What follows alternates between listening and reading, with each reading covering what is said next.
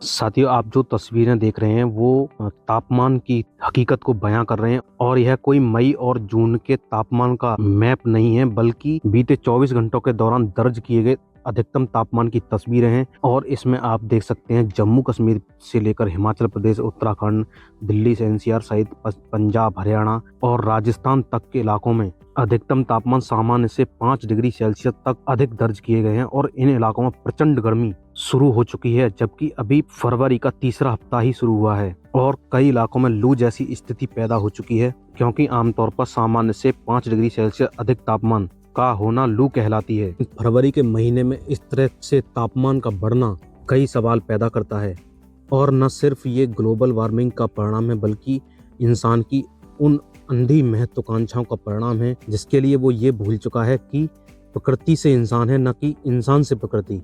और ये विषय सिर्फ चर्चा का विषय नहीं है, बल्कि उस पर प्राथमिकता से अमल करने का भी विषय है, क्योंकि इससे खाद्यान्न से लेकर जल संकट और महामारी जैसी स्थितियां पैदा हो सकती हैं। नमस्कार मेरे प्यारे किसान साथियों और मौसम प्रेमियों, मैं मयंक राजपूत मौसम मंथन में आप सभी का स्वागत करता हूं और यह है 16 फरवरी से लेकर 19 फरवरी तक का मौसम पूर्वानुमान। सबसे पहले हम बात करते हैं मौसमी सिस्टमों की। तो एक पश्चिमी विक्षोभ पश्चिमी हिमालय क्षेत्रों के काफी नजदीक पहुंच चुका है और इसका प्रभाव आज से पहाड़ी राज्यों में देखने को मिलेगा।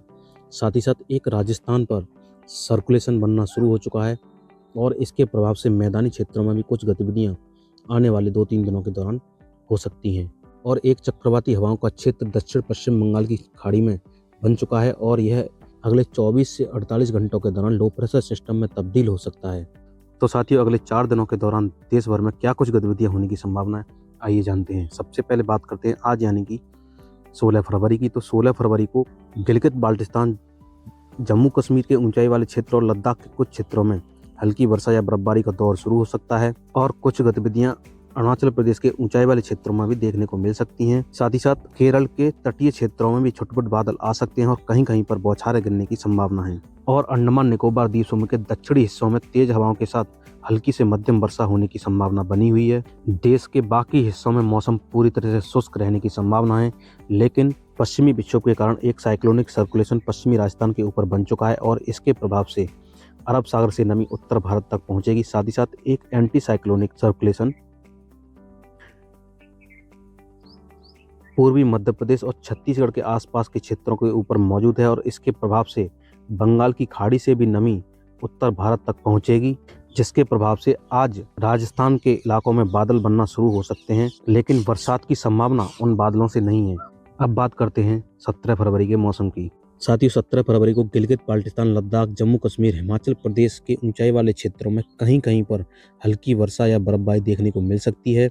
यदि मैदानी क्षेत्रों की बात की जाए तो मैदानी क्षेत्रों में राजस्थान में, जिसमें जोधपुर और बीकानेर, टोंक, जयपुर से लेकर चूरू, गंगानगर, हनुमानगढ़ और धौलपुर तक गरज चमक के साथ हल्की वर्षा होने की संभावना है। साथ ही साथ पश्चिमी उत्तर प्रदेश के कुछ क्षेत्र और दिल्ली एनसीआर सहित हरियाणा के दक्षिणी हिस्सों और पंजाब के दक्षिणी हिस्सों में हल्की वर्षा की गतिविधियां देखने को मिल सकती हैं और कुछ बादल मध्य प्रदेश के उत्तर पश्चिमी इलाकों में भी दिखाई पड़ सकते हैं और कहीं कहीं पर हल्की वर्षा शुरू हो सकती है।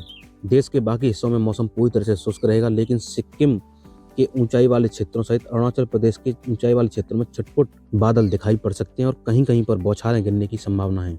साथ ही साथ अंडमान निकोबार द्वीप समूह में तेज हवाओं के साथ हल्की से मध्यम वर्षा होने की संभावना है। अब बात करते हैं 18 फरवरी के मौसम की।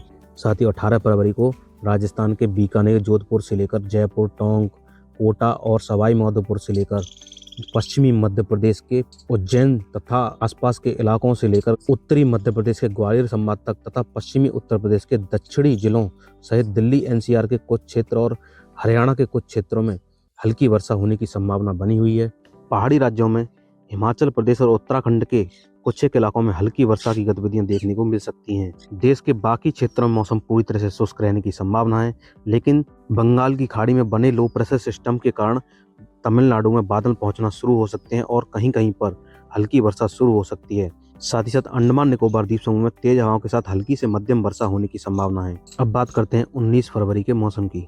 साथियों, 19 फरवरी को बंगाल की खाड़ी में बने लो प्रेशर सिस्टम के कारण दक्षिण भारत में तेज हवाओं के साथ हल्की वर्षा होने की संभावना है, जिसमें केरल और तमिलनाडु में गरज चमक के साथ तेज हवाओं के साथ हल्की वर्षा होने की संभावना है। और लो प्रेशर सिस्टम के कारण बादल अंदरूनी हिस्सों तक, जिसमें कर्नाटक और मध्य महाराष्ट्र तक पहुंचने की संभावना है, लेकिन यहाँ पर वर्षा होने की संभावना उन बादलों से नहीं है। मध्य भारत में पश्चिमी मध्य प्रदेश के क्षेत्रों में कहीं कहीं पर हल्की वर्षा होने की संभावना है और कुछ गतिविधियां उत्तराखंड के ऊंचाई वाले क्षेत्रों में देखने को मिल सकती हैं, लेकिन उसकी संभावना बहुत कम है। देश के बाकी क्षेत्रों में मौसम पूरी तरह से शुष्क रहेगा। यदि हम तापमान की बात करें तो अगले 2 दिनों के दौरान उत्तर पश्चिम भारत में न्यूनतम तापमान में 2 डिग्री सेल्सियस से लेकर 3 डिग्री सेल्सियस तक वृद्धि होने की संभावना है। उसके बाद न्यूनतम तापमान में 2 डिग्री सेंटीग्रेड तक गिरावट की संभावना है। तो साथियों, ये था अगले 4 दिनों का मौसम पूर्वानुमान। यदि वीडियो में जानकारी अच्छी लगी तो वीडियो को लाइक और चैनल को सब्सक्राइब जरूर करें और मिलते हैं अगली वीडियो में मौसम की नई अपडेट के साथ। तब तक के लिए मुझे दीजिए इजाजत। धन्यवाद।